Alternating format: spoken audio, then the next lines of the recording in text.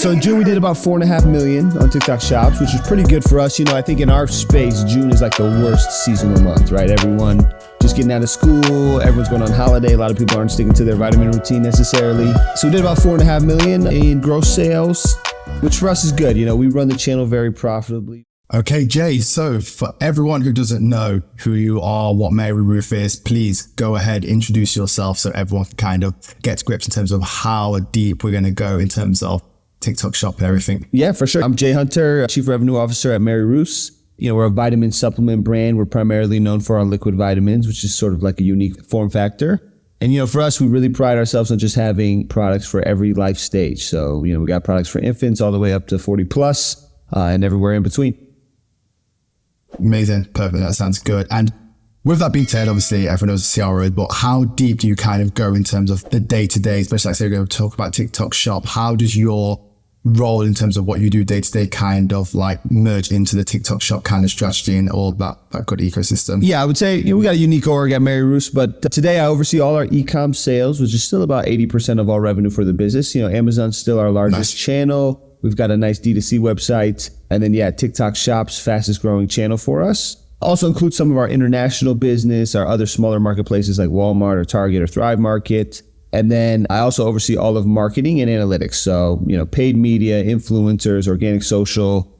And then I'm very big on data. So I've got a great analytics team. I think these days I have about 272 Tableau dashboards to see every metric under the sun. You're busy. You're very busy by the sounds of things there. Always, yeah. Amazing. Cool. So obviously June's just wrapped up. If you could, like say, now we're going to break it down TikTok shop. You can obviously give us a range or give us the exact. What did you kind of do Mary Ruth numbers for TikTok shop in June? Yeah, so in June, we did about 4.5 million on TikTok shops, which is pretty good for us. I think in our space, June is like the worst seasonal month, right? Everyone just getting out of school, everyone's going on holiday. A lot of people aren't sticking to their vitamin routine necessarily. So we did about 4.5 million in gross sales, which for us is good. We run the channel very profitably. We're usually trying to target about a 22 to 28% contribution margin and trying to keep that healthy. So yeah, it was a good month in June. We think July is going to be a lot better. We're part of TikTok's Deal for You days. So they have like a sort of a big super brand day happening right now, sort of to compete with Amazon Prime Day. And I think we're already seeing sales in the first couple of days like really strong. So feel good about July.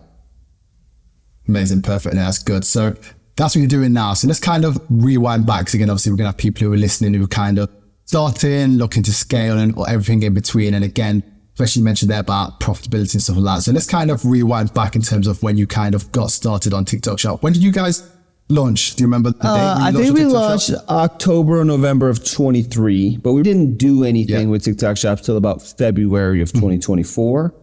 No one on the team knew anything about TikTok shops, so we really had to get scrappy and try to learn the strategy all by ourselves. A lot of the things that worked well on marketplaces like Amazon or elsewhere also worked well on TikTok shops. We knew how to optimize listings pretty good. We had great content. We knew how to run ads.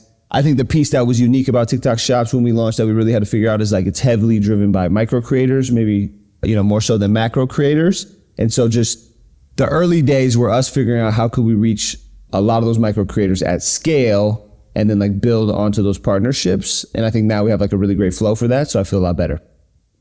How do you kind of go about finding back then the creators? Again, obviously it's completely different, like fast forward now, but what was kind of the go-to strategy and what kind of numbers were you looking in terms of how many creators you were finding, how many samples in that first kind of initial 30 days? Yeah, the first iteration was very manual. So the team would go and like we would look for like what creators were a brand fit, what their content was like, was the content pretty polished? Like when we first started, like that was the strategy. I think we quickly found like those creators, like the cost of the creators and like to have the right partnership where the economics work for both parties was like a little bit tough. So in the early days, we partnered with a very early TikTok bot for creator outreach called HiveIQ. And they, essentially their bot would reach out to like 200 to 400 creators a day for us. And it would just reach out to any creator, right? It no longer cared about like, what did they look like or were they a brand fit? It would just reach out to all the creators. We'd offer a sample. And I think what that taught us though in the early days was like the message to the creator was very important, right? Like we tried a ton of different iterations on like how to make a message that, was coming from a bot, but felt authentic, right? Like, hey, we saw your video. We loved it. We'd love for you to talk about this product of ours. This is why we think, some creators that have worked with us have earned $1,000 or $2,000. We think you could too. right? And we tried to create something that was like a reasonable amount of money that someone could earn as like, if TikTok's their side gig, and it made sense. And like that, I think that sort of authentic messaging really helped us start cracking into creators. So we started low. I think today, we use Yuka for our bot outreach, and we're doing, 3,000 outreaches a day. So the scale has certainly improved. But I think in the early days, it was very similar, just at a smaller scale. Yeah, amazing. And I like the way you mentioned terms like you are still doing outreach, because I think sometimes brands feel like once you kind of get to that level and scale, you don't need to. But the fact you're still kind of like staying, still having to do the outreach and still obviously looking for creators is obviously a part of how it kind of runs right. Do you think it's essential to still be doing outreach right now? Because I guess obviously you still probably get a lot of people just requesting samples as well, just because obviously of the brand and obviously like I said, being one of the top brands on TikTok Shop. Yeah, so we're still running, the Yuka bot today. We still reach out to 3,000 creators every day. I think we also still do some manual outreach. So like the bot pretty much, eventually will hit everyone on earth. But I think a lot of brands today, right, they'll look at some of the top brands, like maybe a Tarte Cosmetics or Goalie, and they'll look at like who are the top creators for those brands and they'll reach out to them. But I think like there's a misunderstanding or a misconception, like the chance that you're going to steal Goalie's best creator who's likely making a good amount of money is like slim to none, right? Goalie has a great budget, same thing for Tarte or some of these other brands, even myself. And so like I want to go look at like who is Goalie's 507th best creator. That creator maybe likely would also, I also try to look in other categories because, maybe if you're a Goalie fan, you want to be exclusive to Goalie as like a supplement, product or business, and, not picking on Goalie, but like same thing for Tarte or any of these guys. And so for us, like we're a little bit scrappy still on like, okay, there's creators that are generating good GMV, but like who are the middle of the pack creators that we can sort of grow with? And I think that's true for any brand size. Like if you're a small brand, you should look for small creators that have like a very little bit of traction that you can grow together with, right? Like very tough for founders, but you need to be objective, like where you deserve to win, right? You don't have the budget or the product performance to work with some of these top creators, right? You should work with the creators that are a bit smaller and grow with them. And honestly, that's going to not only be successful from a sales perspective, but also a lot more profitable, right? Because the rate at maybe a smaller creator is going to be a lot more affordable. Yeah, no, that makes perfect sense. No, appreciate the breaking down. And going back to Scrappy, so again, that first initial month, do you remember roughly how many samples you were kind of sending out and what kind of your outreach was going out and kind of how many samples you were looking to kind of hit and how many you were sending out in that first kind of initial period? Yeah, I think in the very early days, like maybe January, February time when we started in 2024, when we started putting some pressure on TikTok shops, I mean, at first we would give away like 50 units a week, maybe, right? So building to like 200 units a month. But I think it's just been scaling for us. In May, I don't have the June numbers as of yet, but in May I gave away 9,800 units. So you can see like for the last 18 months, it's really scaled. And I think that's the general, in my opinion, like that's the piece that most brands misunderstand. Is it's not a huge investment of marketing dollars on ads. The amount of product seeding you need to do to get things rolling is like a lot more substantial than a lot of brands, understand or conceptualize. And so I think, when you're thinking about what you need to do in the early days, like you need to give away a lot of products because you need a lot of incoming content, right? The TikTok algorithm, has a short of attention span as people consuming the content. And so it needs a lot of fresh content before you start pumping money on ads or doing other things. So I think we learned that it just built over that long period of time. We used to give away 200 samples. Now we're giving away 10,000 samples, Wow. Yeah, that's crazy numbers, right? And yeah, it's when you think about that. And again, like I say, for any brands that are listening to this now, it kind of gives you paints that pitch in terms of, and again, I'm not saying every brand is going to get to be a top 10 brand, but it kind of gives you that kind of scale in terms of scale. When we speak to a lot of brands, they're always like, oh, if we want to do this, how many samples do we need to be giving out? Are the big brands doing that? You're saying, for example, you are already kind of like say, contender for like saying fighting for that top 3 spot, and you're still doing 10,000 samples for sure, per month.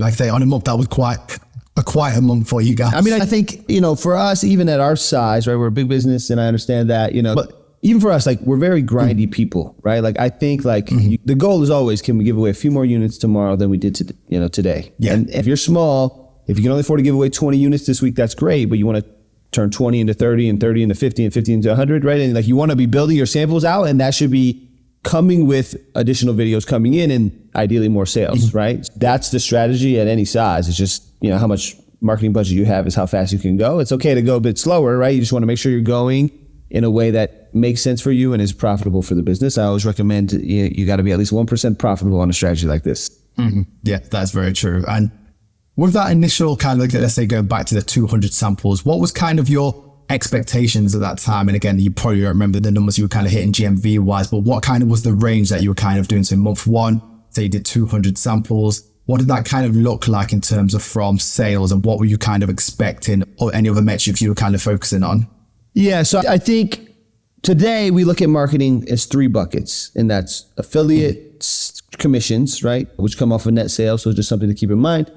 Our marketing spend or our ad spend, and then the product seeding, right? And so product seeding, that would be for every 1 unit, that's the product cost and the shipping cost. So we take those 3 things and we essentially bucket it as marketing spend, right? So like those 3 things together are what we consider marketing spend. I think for most businesses, they'll be healthy, be profitable, you need to keep your marketing spend around 25% in total. So if you assume you're going to give around, again, commissions come off of net sales. So let's just say you assume you're going to give around 10% in commissions. You have about 15%. I think in the early days, you should spend that all on product seeding, right? So if you're gonna do $100 in sales, you only gave away $15 worth of product samples, right? And that's how I would measure. Today, we try to give away only about 5% in product seeding. We try to spend 10% on the affiliate commissions, and we try to spend 10% on ads. But I think in the early days, it's all about the sample. So you should spend most of your budget on product samples. So you should be thinking, for every $100, was my product seeding cost about 15%? If so, yes, that's great. You should keep scaling. If not, you might need to rethink, right? You also need to be very focused on one hero product. I would not try to do, your entire catalog. It's very important to just be focused on one product and go hard there. Now, it should ideally help you with inventory, cash flow, and understanding what your cost is going to be around product samples. Yeah, amazing. And you kind of touched on my next question in terms of, like, you already had traction before TikTok Shop. So what made you decide in terms of what product you were going to focus on to begin with? Was there any data behind it based on your other channel? What was kind of the thought in terms of putting together that strategy for the hero product which you pushed? Yeah, we just took our best-selling product from the other channels, which for us is like our morning multivitamin plus hair growth. I think you do want to think a little bit about the TikTok platform. You can use a tool like Fastmoss or Calidata to sort of look like what products are selling. I would think about, does this product feel like a good fit for TikTok? But I tell my team this in every facet of the business: winners win. So if you have a best-selling product on your other channels, you also want to get that big spillover of TikTok to the other channels, right? Like, and maybe we'll talk about that later, but like, I feel very strongly that TikTok drives velocities and awareness for Amazon or retail velocities. And so you want to have that same product everywhere. So if your bestseller product is the only one you have in Target, like, that's really the one you want to be selling on TikTok, so you can catch, sort of the full effect of the flywheel. Yeah, we'll definitely touch on that halo effect. So before we hit that, let's go back about creators. So again, obviously you started to sample out to creators, start to see some success. What was kind of the route in terms of, obviously you sent a sample out at the beginning stage? Were you briefing these creators? Were you kind of just hoping for the best? What did that kind of strategy look like then compared to what it looks to now? Yeah, I mean, I think, creators are pretty sensitive about the content they put out, right? And like, they know what's authentic to them.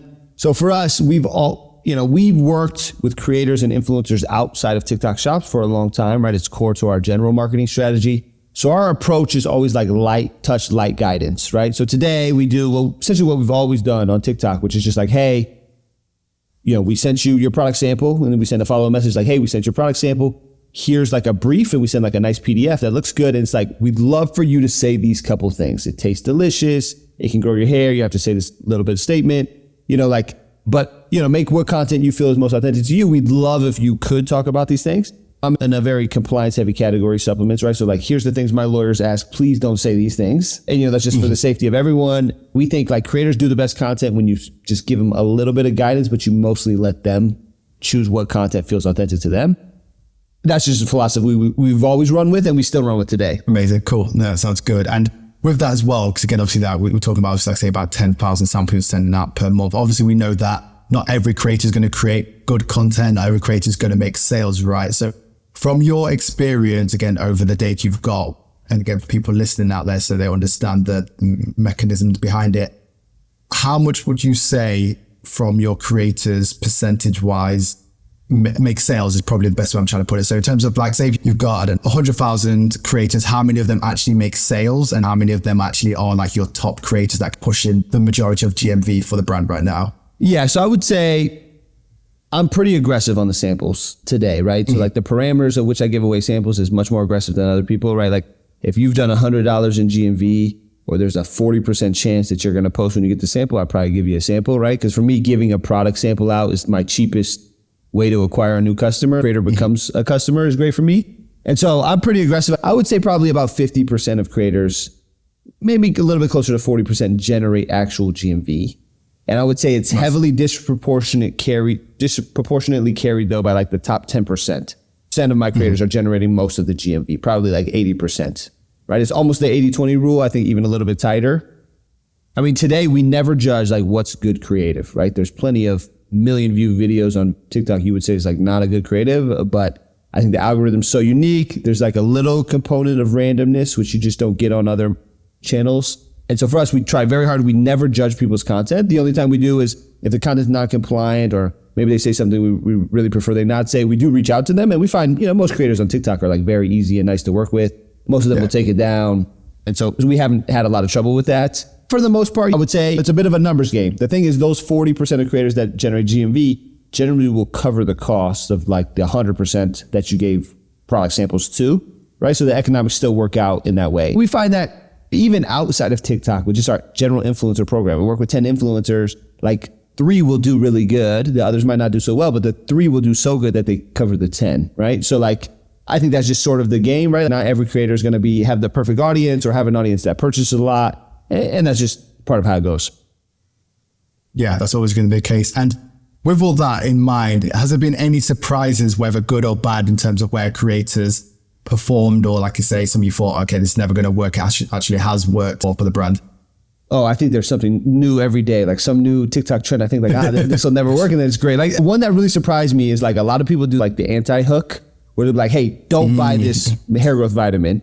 And then they'll explain why you should buy it, And people love it because it's a little bit controversial, right? Yeah. So I think there's like a new trend every single month that I'm like, I don't think this is going to work for us. And then it's great, right? Like I didn't think some of the slideshow stuff that you get on TikTok, I never thought that would work. I think that works great for some people. There's a lot, right? There's just so many new trends on TikTok. It's hard to keep up. I think that's the thing for us. Like we try hard not to judge because you just never know what's going to be great. And you don't want to limit the brand from that. As long as it's not like crazy off brand and harmful to the brand, like I'm good with most content, running most content in ads, really let the algorithm figure out what's the best. Amazing. Think with the creators then. So obviously you send a sample out to them, they create that one piece of content. How do you then kind of continue to have that conversation with them, get them to be a part of the brand, get them to post more? What's kind of if there is a kind of like strategy behind that? So again, yes, obviously send out samples is great, but in terms of like, say, if you do find the good creators that are working well, how do you kind of like, say, get them to continue to post more for the brand? Yeah, so I think most brands do this today, but we run a Discord group, which we invite most of our creator partners with. If you make a video for us, we usually invite you. And I have a great team that is very great at making influencers feel great and running. We don't do any of the large scale promotions that maybe some of the other brands do where they're giving away really insane prizes. But we do contests every week, like whoever posts the most videos gets a $100 gift card and stuff like that. And we're pretty, but I think the team is just very good at making sure the influencers or the creators are taken care of, making sure they have the products or the content they need. We try to send out those creators all our new products so that they can help us test the product, but also give us real feedback on it. I do think for every brand, you want to get creators out of the TikTok messaging portal as fast as possible. TikTok knows my stance on this, but the portal is just not good. And the creators are just getting spammed in there. So it's really nice to get them in some other communication form. We love Discord, but we'll take anything. If people like email or texting or WhatsApp, we're happy to communicate anywhere the creator wants to. And how big's your community right now on Discord? We do keep it pretty small. You have to have generated a video. You have to get the link request. And then we have different tiers, right? So you can earn higher rewards the more GMV you generate. We try to incorporate as many creators as we can. We try to keep it a little bit more closed than it gets to a certain size, it becomes unmanageable. You got to worry about solicitation, stuff like that. So try to keep it a little closed door, but we're opening it up more and more every day. Nice. Perfect. That sounds good. And before I go to that question, how big is the team now that's kind of running the kind of TikTok marketplace ecosystem, would you say? And obviously what kind of are the roles, if they are individual roles or if they are kind of across multiple? Just to get an idea, because then my next question on that was how many people are managing the community right now? So I can sort of answer all that at once. Mary's has 230 employees. So my org structure will be a little bit different. I have a supply chain department. So getting inventory to FBT is handled by supply chain, TikTok operations person, right? If you're a smaller brand, you might need that. And then in my org, I also manage all paid media. Like my paid media team handles TikTok shop ads, right? So I have a guy who does just regular TikTok, some Meta, and some TikTok shops, right? So those two roles, where if you're a smaller brand, you might have, I only have 3 people today. So I have one sort of TikTok manager. Her job is just manage the whole strategy on TikTok, as well as what campaigns we're going to run, the communication with our TikTok reps, stuff like that. And then I have 2 community managers. They're handling the Discord, the responses to affiliate messages or creator messages, all of that type of stuff. So I got a pretty lean team. We're pretty scrappy here. I can lean into other parts of the org for some of the support. That's amazing. Like say you did over 4 mil, that's more than like the teams like that. Yeah. Yes, very scrappy and at the same time, very smart. And my question for you is, was there a reason why you wanted to keep it in-house? Or again, obviously, have you looked into like whether it's been consulting with other people, agencies, or was there any kind of way you thought, okay, let's just kind of get scrappy and figure it out? Yeah, I mean, look, a lot of agencies I love, but just in general, at Mary Ruth's, I think we're like a little bit anti-agency, right? We're heavy on in-house. I like to be able to call people to like, hey, we got to get something done. We're so good at like, we're 100% remote, but we're so good at like just getting together on a Zoom or a Google Meet and just like getting something done fast. You want to stay ahead of the competitors. You want to gain market share. Like you got to keep that scrappiness where you can just like get together, dive in and do something. I think there's very few select agency partners that can do that very well, right? Managing so many different clients and, they have to share strategies. And so for us, I think we just like in-house a lot better. So like today on my whole org, for me personally, I have about 50 people. And so like, if we need support on influencers or paid media, we have a good amount of resources for that today. Mostly in-house for us. Amazing. Yeah, that makes perfect sense. Like I say, especially when you got the bigger org in terms of that, and you can like say you want to keep it scrappy and keep it lean, then yeah, it makes perfect sense. So yeah, that's good to know. And with that, 'cause again, we just touched on, it's now deals for you days of time recording this. So how do you go about kind of campaign strategy? And again, what kind of support are you kind of leveraging from TikTok shop side of things, internally, and just kind of break that down? These campaigns do create a lot of GMV. Do you kind of approach these any way differently than you do to other channels? And it'd be good to kind of get a breakdown in terms, obviously, once the campaign is kind of been announced to obviously launch, how that kind of looks from your side of things. Yeah, I mean, I think I love all my channel partners, Whole Foods or Amazon or everyone. But I think TikTok has a special place for me. Like, I think they're very also scrappy, right? Like they're a new platform. They want to gain market share. They want to acquire new customers. And so like they provide like pretty aggressive and helpful incentives, right? If you spend money on ads, they'll give you some ad money. If you spend money on discounts, they'll give you some discount money. And I think like that type of collaboration is great. Yeah, I think there's still some challenges where like, the strategy to move sales can't always just be more discounts, right? It's got to get a little bit more creative than that. I think TikTok just like, keep evolving, keep learning, right? They do subscribe and save now. So for us, just like in terms of campaigns or just anything TikTok offers, we usually jump on it so quick. We haven't touched on this yet, but like, having a great partnership with TikTok is like one of the core reasons that we're live 24 hours a day on TikTok shops, primarily because, it helps me build like a good rapport with TikTok. I think for them, Douyin, which is the TikTok version, in China, like it's very heavily driven by live shopping. I think that's going to make a bigger impact in the US, maybe in the future, maybe not yet. But I like to be early, I like to help TikTok test things. And any opportunity they give us, we'll take, right? Deal for You Day, Super Brand Day campaign, new arrival campaign. Like I recommend for any brand, like all of these are very important. And if you have the opportunity, you should definitely jump on it. So. And that segues well into TikTok Live. So yes, you're running 24 hours a day right now. 24 hours. First of all, break down for us in terms of why you guys are 24 hours a day, and then let's kind of rewind it back in terms of why and how you got started on TikTok Live for brands out there who are thinking, okay, we just want to get at least an hour out there from a live perspective. Yeah, for sure. I think for us, my team would say, I'm always pushing for more. And so, it was 2 hours a day, then 4 hours a day. Eventually we just hit the maximum amount per day, which is 24 hours a day. I wanted to do like old school QVC style, like we're always live, we're always selling. For most brands, I don't recommend it. Some of the early morning hours, like the sales aren't the greatest, but I feel good about it, right? I think it's a talking point for the brand. It gives a lot of visibility. We get a lot of impressions and viewers on those lives. So I do think it's beneficial, but I think if you're an upcoming brand, like I don't have the slide here, but I had built a slide for a presentation as well as like for my board. My advice to any brand is like, just start somewhere with something. Like even for us, when we first started going live on TikTok, I would ask any employee that worked at the company, would you like to go live on our branded account from your house? And like I had team members that worked in email or SMS, like going live in their kitchen with 3 products for 30 minutes or 90 minutes or 2 hours. And like, that's how we started. And so I would just get one employee and okay, they're going to go live every Monday. And then I was like, okay, anyone else? And so, someone else would be like, oh, I'm interested too. Great. You want to go live on Wednesdays? And so we were just adding days eventually.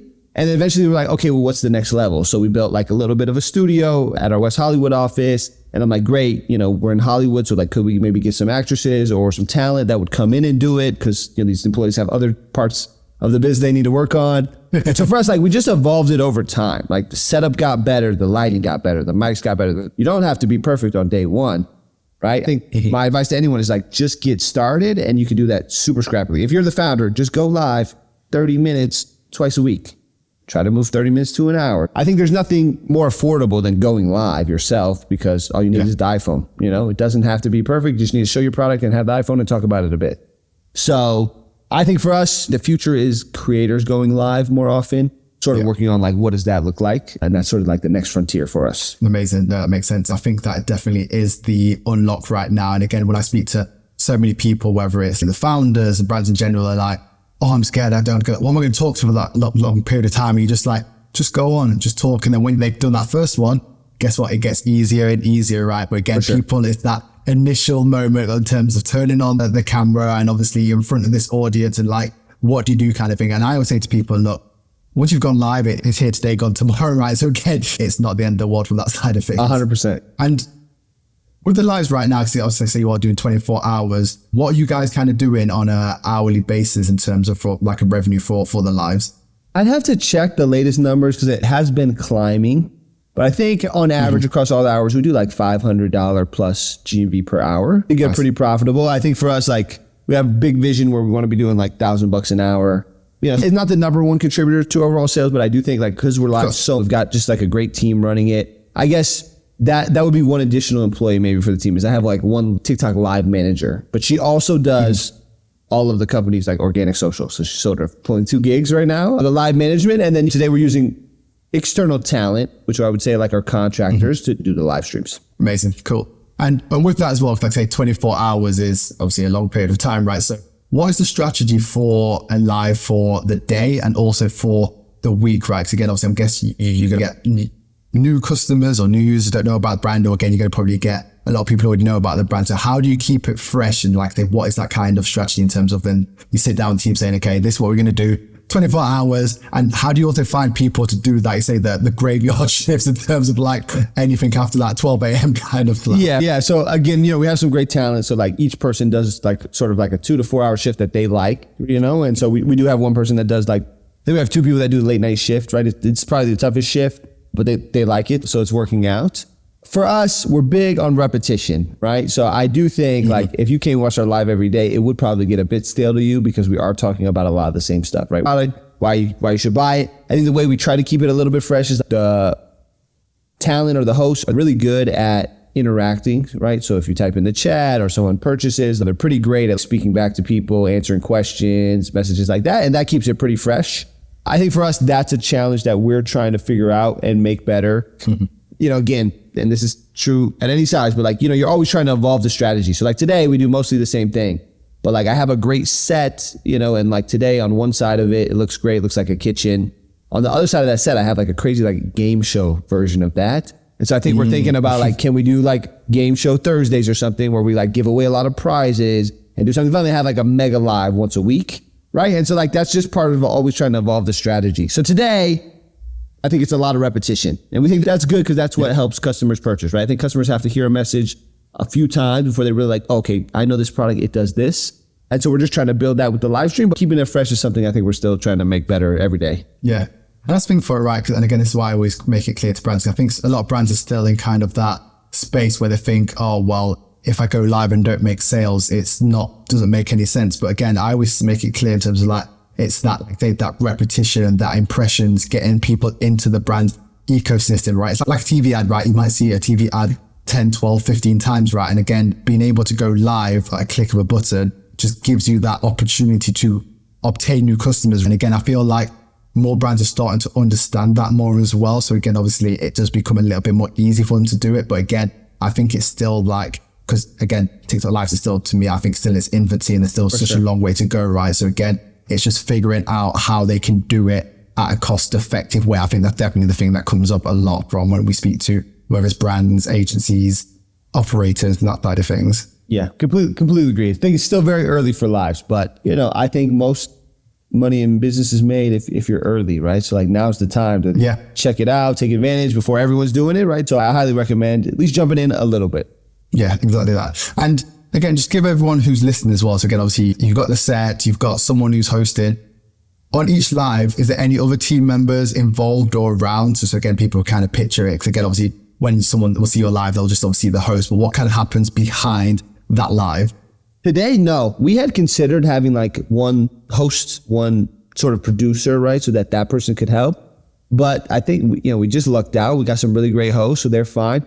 And we're like pretty authentic, right? If they need to step away to grab a water or use the restroom or whatever, like they just tell the audience, like we're live 24 hours a day. I think like that, I always say this about marketing, but like the thing that sells these days the best is just being real. Yeah. And like, that's what we are, like, hey, we're live. Yeah, we're selling you something, but like, it's a real person. They might need to step away. They got to grab a snack. Like it's all good. And I think the audience is like, wow, that's like refreshing. And so I think that works. So it's only ever usually at the like live streaming station. It's only ever the host usually. On rare occasion might be a producer if we need to fix up the laptop or camera or lighting or whatever, but usually just one person at a time. Easy. So literally they hit go live and then they're live and then like say it's that real authenticity side of it as well, which again, it makes it so easy. And again, brands are thinking we need this big studio, but like I say, you could literally just go live in your home, in your warehouse, wherever you can. It's just such an easy way to win right now. And again, it's just so low lifts, low cost and low effort, I think personally. Yeah, I agree. I think one of the greatest live streaming brands on TikTok Shop's Micro Ingredients, like they were just going live out of the warehouse and like it was so authentic. Like they were at the warehouse, people were packing orders. So learned a lot from that.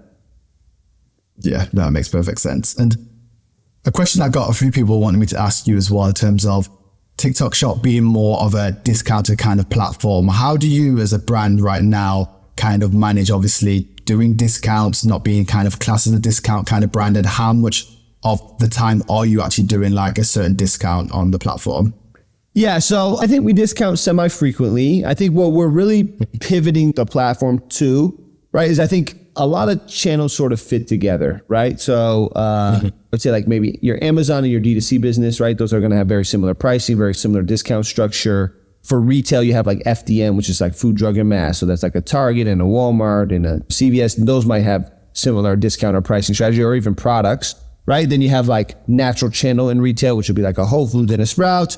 But then you have club, right? Which is like a Costco and a Sam's Club. And those are sort of the holy grail for most categories. Those are the big volume channels. I think TikTok represents a very similar channel to club, where like, I think it's appropriate to have like a different size of your product, maybe a bit larger size or a multi-pack, and you give discounts on that type of product, same as Sam's Club or Costco does, right? They have a great price, but you got to buy a bit more of the product, right? You might have to buy 44 ounces instead of 30 ounces. For me, I really equate the strategy on TikTok to similar to a club strategy, and I'm really trying to sort of marry the pricing. So we're on sale, but we try to make the sale fair, not undercut our other channels, right? The only time I think the discount is very nice or very great for the customer is when TikTok's incentivizing and giving some additional discount. I think other channels and retail partners or sales channel partners, even like Amazon, they don't usually fund much of the discount for you, right? So I think that's just a competitive advantage TikTok's using. We lean in where we can. But I think today, like the core of the strategy, I want to have my club strategy, like what I sell to Sam's Club and Costco, be similar to what I'm selling on TikTok. Nice. No, amazing. That makes perfect sense. And with that, again, a good segue into halo effect. So again, there's always this kind of buzzword in terms of the halo effect. Obviously, if someone sees me on TikTok, they might buy somewhere else. So in your own words and in terms of your own experience, is that true? How do you measure it? And everything else that kind of goes into the quote unquote halo effect. Yeah, I think it's undeniable there's a huge halo effect from the platform, right? Like the way I view it is, Meta and TikTok, they're the new TV, right? Like lower funnel marketing spend. It's a little bit upper funnel marketing spend, right? Because you're just generating so much awareness on these platforms now, right? Like that's how people, and most of it's not like they saw your ad, they clicked it and they went and bought. They saw it and they kept scrolling to the next thing. But now, they may have saw your ad 3 or 4 or 5 videos on TikTok Shop. Now when they walk into Target, they're going to be like, oh yeah, I remember this multivitamin. I saw it on TikTok, right? And so Amazon, they do this study every year, but I think the one they gave me this year, like, nope, the product exists and know that they want it, right? And Amazon thinks in general, the customer had to see the product 12 to 14 times before they go to Amazon search for it, right? And so on Meta and TikTok, I think especially for TikTok shops, like you're building those amount of times they saw the product before they know they want or need it, right? And so I think that's where the halo effect comes in. I do think, I mean, look, I own every incrementality tool under the sun. They'll all tell you something a little bit different. I think it's tough to 100% quantify the halo effect. That's why I tell every brand, like, make sure you're profitable on TikTok shops, because if you're generating that halo effect and awareness and you're making money on TikTok shop, you're invincible. The halo effect is just the cherry on top. You can't lose, right? So I think it becomes dangerous when you're like running the channel at a loss, specifically for the halo effect to drive your velocities everywhere. Like for a new brand or even a mid-sized brand, I would never recommend that. As long as you stay profitable, the halo effect is just the cherry on the top. Yeah, that sounds perfect. So let's talk about profitability, because take me back in terms of, were you guys profitable from what kind of day, month, how that kind of looked, and how have you kind of been able to, at that kind of scale, remain profitable? How do you kind of measure that and, like, say, to continue to be profitable at scale? Yeah, so I mean, I think for us, we were profitable, I would say, from day one. I think, again, I'm a bigger brand, so I'm cheating a bit, right? I have some brand awareness before I even started on TikTok shops, right? So like, that's definitely a benefit that I'm aware of. I think it's not necessary maybe to be profitable on the first day, right? Like if you can be, you should be. But I think the most important thing is to understand where you're at in terms of profitability, right? Like when I wake up in the morning, I have what I call an operational P&L for yesterday. It tells me, what was our gross, what were our returns, what are our net sales, what's our product cost of what we sold yesterday, what was shipping and fulfillment, how much money did we spend on ads, how many product samples did we give out, what was affiliate commission. And I know yesterday, did we make money? And I think the first thing for any brand, did you make money? And then you can tweak things, right? Like, okay, we broke even, but we overspent on marketing. Great. Can you dial marketing back 1 or 2 points? And now you're profitable 2%, right? There's things you can change, but you have to know what's happening. So I do think for TikTok shops especially, and I think it's true for every sales channel, you got to know what's happening before you can really understand if you need to be profitable. I think for most brands, just the way the game is today for TikTok shops, it's probably going to be hard to be profitable in the first 1 to 4, maybe 1 to 6 months, right? Like I think you have to overinvest in the product samples and getting the platform up. If by month 4 to 6, profitability doesn't seem in sight, I do think you need to really rethink the strategy, right? Like I think by month 6, you should only be running a TikTok program that's profitable, in my opinion. Perfect. Yeah. And with that as well, because I say if brands are kind of getting to that month 4, 6 and not profitable, do you think it's time for them to, would you say, kind of like say, retweak the strategy or kind of give up? Because again, there's always some brands that I speak to all the time saying, we tried it for 3 months or we tried it for 6 months and basically it just didn't work. What would you kind of say to them brands that are kind of maybe, like say, they've put all that effort into, like say, sampling, they've got content already out there, they're maybe getting some sales, but it's not where they want to be. What would you say to them in terms of like next steps from a TikTok shop perspective? Yeah, I think this one's tough, right? Like everyone can make TikTok shops successful, but it does require elbow grease. I do think if you're starting TikTok shops today, it's no longer like get rich quick. I do think the strategy was easier 18 months ago, right? It's gonna take some elbow grease. It's okay at month 4 to say, hey, it's not working, we're gonna give up, but you gotta have a long list of what you tried, right? Like what were the parameters of creators you gave out? How many creators did you reach out? It's sort of Gary Vee style where he's like, oh, your content didn't work, you only did 100, why didn't you do 1,000? I do think for like creators, like if you haven't reached out to 50,000 creators, you haven't given away 1,000 units. There's probably some benchmarks. I don't know for every brand, but you want to make sure you tried a lot of things. Like, did you try when you reached out to 5,000 creators and no one responded? Did you change your outreach script? Did you try something new?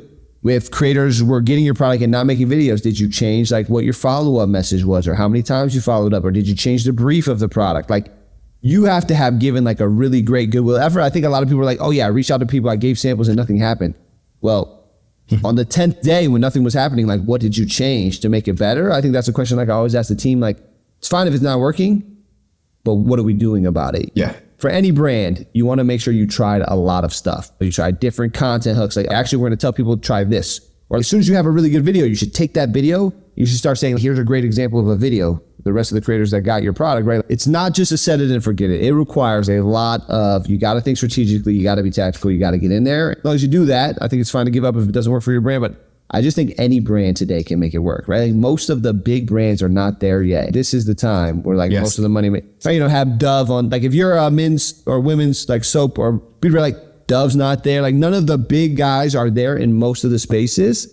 Yeah, I 100% agree with that. I think brands still think, oh, it's too late. But like I say, the big enterprise brands are not on the platform right now. So again, I wouldn't say it's easy. If you started 18 months ago, it was a lot easier in terms of creating stuff like that. But today is the day to kind of get started. And again, to build up that momentum, build up the reps and start to just figure it out, because it just takes momentum. And once you get it going, it just starts to work really well from that side of things. Yeah, just so 1% better every day. That's all it takes. So yeah, that's exactly that. And take me back again, obviously, I like you said about your daily kind of P&L sheet. Do you use that across all your channels, or is it just TikTok shopping? How does that look? Again, if someone's listening right now, they want to get this set up, how do you put that together in-house?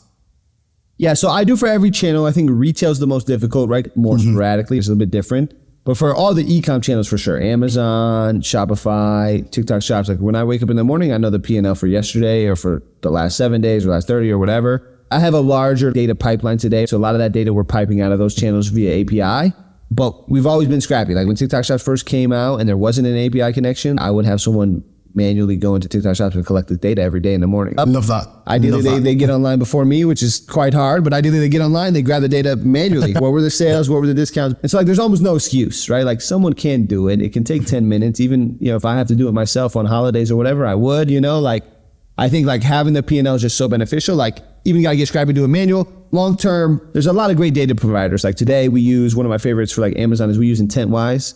I think they're like $1,000 and you can get every single piece of data from Amazon under the sun. So like you can easily build like an automated dashboard out of that data. And there's like some new ones up and coming now for TikTok, even though it's a little bit newer, right? And so like long term, you can always automate, but I think there's still some data sources I collect today manually because they don't have a great connection. So like no excuse. Any size, you can get the data. You just got to put in a little bit of work for it. Yeah, and I agree. And I think that's where I personally think it's just lazy, because the fact if you can just go in and look at the numbers, right? And yes, obviously AI and obviously automation is great, but even if you're doing that, you're not actually seeing the data. Sometimes you kind of just, it's coming through and it's kind of like hitting through in Slack, but kind of like ignoring it. But if you are pulling it and you kind of see, oh, GMV was this today, but obviously we set out more samples again, you can start to see the patterns yourself rather than, like I say, just it pulling through manually. So again, I agree. I think definitely doing it daily is a great way to do it if you're just a brand kind of getting started with it, because then again, you can see what's working, what's not working. And again, you can be more proactive from that side of things, I believe. 100%.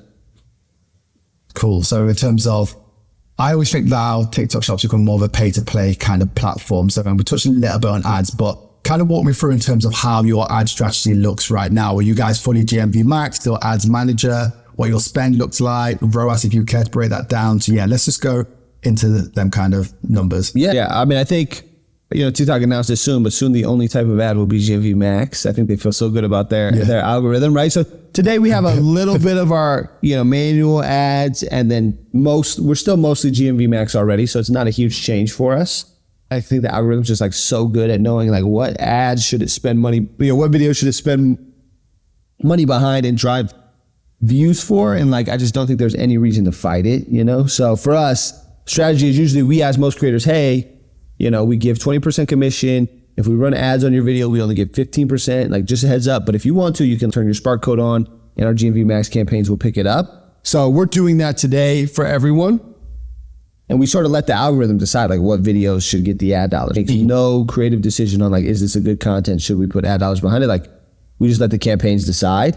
TikTok's going the way we were going to go anyway. So that makes sense. I think that's fine. I mean, again, for us, less about the ROAS target, more about like what I call like TROM, right? Total return on marketing spend. I'm really, for the ad spend, I really want to be at about 10% of my gross sales I want to be spending on ads. I'm generally monitoring that in higher, more aggressive periods that might go from $10 up to $15 at the very high end if I'm very aggressively trying to grow sales. But I always just look at it at what percent of total sales am I spending on ads, and usually about a 10 is what I'm looking at.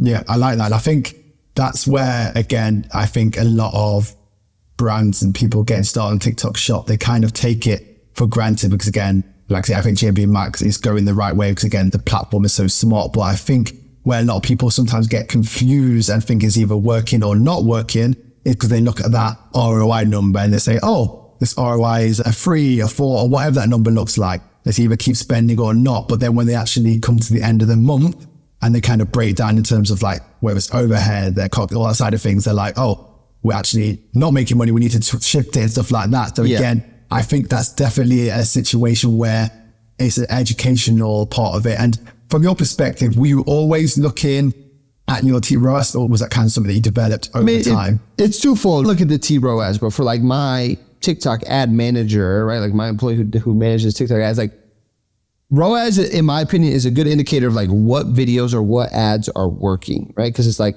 it's apples to apples, right? This one has a 3 ROAS, this one has a 4 ROAS. You should spend more money on the 4 ROAS. For him to determine like which videos should get more of the spend as the algorithm's figuring it out and he's supporting, like I think that makes a lot of sense. But for me, it's always, even for the entire business, right? Like I wake up today, I look at the TROAS for the whole business yesterday, all the sales we did against all my marketing spend, not just ad spend, but influencers and content I had to make for ads and all those things that I consider marketing. If the TROAS is good, we're going to spend more money today than we did yesterday. And if it's bad, we're going to spend less. Yeah, I think the winning strategy is that the TROAS is good and sustainable. Like you just market more and you drive more sales everywhere. So I think I apply that to TikTok shops, but also to the entire business. I like that. And are you making them decisions on a daily basis? Let's say, for example, like it dropped like a little bit like yesterday. Would you then kind of tweak it straight away? Or would you give it like a 3-day, 2-day kind of run to kind of see if there's kind of like a variable, like, I don't know, it's 4th of July today for what time we record or something like that? Yeah, or what do you make in terms of that side of things? Like it's a holiday weekend, so we'll probably be less harsh on the ROAS targets. We have the ROAS targets sort of built by day because we understand seasonality and we just have like a lot of historical data, right? So it's pretty, like today's ROAS target might be less than what yesterday's was because today was a holiday and I expect less people to shop. So I sort of already know that and the dashboards will show. So, I say we give it a little, we're pretty good at making decisions every day, but we'll give it a little bit of grace period if something special is happening for sure. Amazing. Perfect. That sounds good. And I know you guys have done quite a few. So for people who are not listening and kind of hoping to do one of them in the near future, what does that look like? Whether it's like performance, cost, if you want to break down, and what that kind of brings to the brand where you run these big moments on TikTok Shop. Yeah, it's very similar, I think, to like an Amazon Prime Day, which we're also very bullish on. But like we ran our big Super Brand Day was in January of this year. That is our best seasonal month. But like in that week of Super Brand Day, we did about $4 million in GMV, like just for the Super Brand Day week. Wow. You do have to invest more in marketing, right? Like TikTok uses Super Brand Day as a way to help you grow on the platform. In return, they do want some out-of-home marketing, right? Like we did New York City subway wrap steps. We did some out-of-home billboards, right? So you do have to partner with them. You have to have an event and do some influencer stuff, right? That's required. I would say, look, on an average month, we're trying to be north of 20% contribution margin. I would say when you run Super Brand Day, you're going to get a lot more sales velocity, but it's going to be a little bit harsher margin, keep discounts a bit high. You have to spend on marketing. So, I think for us, we're seeing around 14% contribution margin that month, even with a big Super Brand Day. So I think it's still possible. You should just expect to invest more in marketing and just support of the deal. My opinion, though, for everyone is like, if you get a chance to run a Super Brand Day, 100% take it. I think just like the momentum it builds, the partnership with TikTok it builds is just like so valuable. Like highly recommend it to every brand. Yeah. And I think like say momentum, once you kind of got the momentum right, it's all about keeping it right. So if you can get it, sustain it, then it kind of keeps you at that kind of level, which is great. Okay, cool. So I want to kind of segue into kind of like mindset, mistakes, and the kind of scaling learnings on the platform. So from what you've seen, what's one mistake that you see, obviously you see to brands, speak to operate stuff. What's one mistake you see brands making on TikTok Shop right now? I think we talked about it a little bit, but usually it's not giving enough product samples away, right? Like they give away 50 or 100 and they're like, well, my ads aren't working. You don't have enough creative to be running ads generally. I think another one I see, which is actually surprising sometimes, but I don't think people understand the rules around content on TikTok product. And so like a lot of brands have terrible main product images, or they don't know that they can put images in the product description. Videos sell products, but like you do need to optimize the product page, same as any other channel on earth, right? Retail channels, like you have a good main image. It explains to people why they should buy the product, what's great about it. So I think those two are probably the big ones that I see most commonly is like people don't spend enough time on those two things. Not enough product samples, not good product content. Yeah. And it's such an easy win in terms of like getting your product page right. I feel like so many brands literally just upload it from Shopify. It's just such an easy unlock, right? Where again, brands just kind of fail to kind of get it right. Yeah. What would you say has kind of been the hardest lesson you found in terms of scaling to the levels you kind of got to on the platform? All right. I think, and this is advice I give to a lot of people, but getting distracted, right? Like there's 1,000 roads, there's 1,000 strategies. I'm sharing some here. Other brands will have different strategies. I think like you got to pick the few that you believe in, and especially the ones that start showing some green lights for you. You just need to double down on those, right? I think like as a business, not just for TikTok Shops, but for every channel, like there's always a shiny new object. You could do this thing, or you could add more products, or you could focus on bundles. Like I think just pick a few strategies you feel very great at and just do those very well versus trying to do everything, because there's always something new coming along every day. It's easy to get distracted. Yeah, no, you're very right with that. And if you would start all over again, like say a brand was coming to you and saying, look, Jay, give us that one piece of golden nugget that you would have done something different. But if you would start today, what would you do different on the platform? I mean, we had good success, so I probably wouldn't have changed much, right? I think the strategy ended up playing out pretty good. Nothing bad, right? If you're a new brand, it's not a set it and forget it channel. You're going to have to put in some hard work. And I think the big one is finding the creators that you deserve to win with is probably my number one recommendation, right? You got to spend time searching out creators that are small and talking about the same space. How do you connect with them? How do you build a relationship? How do you grow with them? I think that's a strategy that makes money, is authentic, and ultimately can win for you. It's harder. You got to put in a lot of elbow grease, but I think that's the one that will be successful. Yeah, makes perfect sense. Okay, cool. So last for you, Jay, in terms of looking ahead. So where are you guys doubling down on TikTok Shop in the next 6 to 12 months? What's kind of next for Mary Ruth? Yeah, the big one, I think the biggest thing is just creator lives, right? Like, can we create a team or a network of creators that will go live as well? Maybe not 24 hours a day, but for a few hours each day or a couple times a week. So I think for us, moving a little bit, not away from, like we still want to do plenty of creator videos, but how do we invest more in creator lives? I think is something that we're looking at next. That's probably the most exciting thing. Yeah, that makes sense. Again, I think, because I say TikTok Shop will just, so again, if, and I, like you said previously as well, if TikTok Shop are recommending something, just go all in on it, because again, you're going to probably reap the rewards a lot quicker, right? Rather than trying to go against the grain I always recommend. For sure. Amazing. Jay, this has been great. So final one, anything else that we've not touched on that you feel that you want to kind of just give right now in terms of like, if this was your last chance to kind of give advice on TikTok Shop, what would be the kind of like going out speech, final words? Yeah, I touched on this a little bit before, but I think again, like it's just get started, right? Like the hardest part is just get started. And I think once you do, like, it's a great platform with great momentum, and you'd be surprised, like, where you can go with it. So highly recommend just dive in as soon as you can. Make sure you're very conscious of your operational P&L, but like just get started, whether that's on the platform, with lives, with giving out product seeding, like just get going and the momentum will come. So. Amazing, Jay. It's been a pleasure having you on this. So for anyone who wants to speak with you, find out more about you, where can everyone go and find you? Yeah, I mean, I think LinkedIn's the best place. I think I had a post about this recently, but like I'm always open to help any brand, any person that needs it or wants advice. So feel free to reach out to me. Always happy to help. Amazing. Thanks for that, Jay. So yeah, this is another great session, great podcast. Again, we're going to keep bringing more of these and speaking with the operators who are actually doing this, getting it done and breaking down the nuggets, nothing held back on this. So thank you all for listening and look forward to speaking to you on the next one. Thank you.